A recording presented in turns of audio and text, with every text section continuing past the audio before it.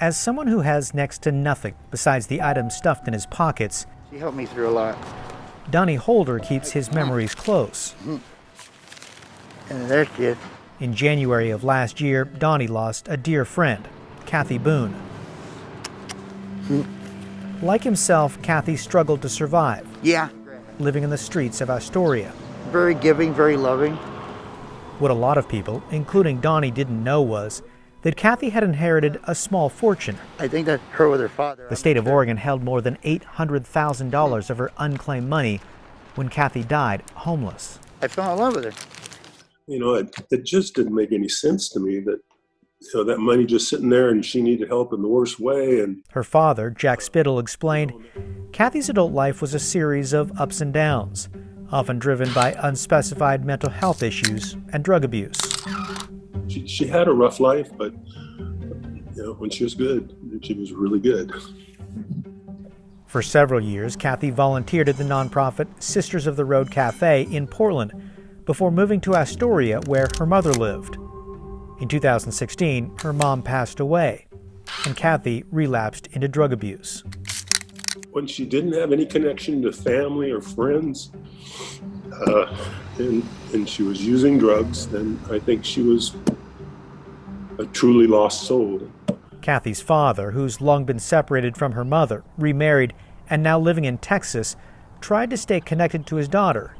But Cathy was living on the streets and hard to reach. An attorney representing her late mother's estate couldn't find Cathy either. Cathy was owed more than $800,000 in inheritance, but hadn't claimed it. Newspaper ads went unanswered, and a private investigator came up empty. Eventually, all that money was sent to the Oregon Department of State Lands, which handles unclaimed money from estates where heirs cannot be located or refuse payment. It's not clear if Cathy knew the money was hers or if she understood how to get it, according to her father. The resources are there, but I know she wouldn't. I don't think she would go approach them on her own. But there were enough people that could have given her some help getting there. I think that might have made a difference.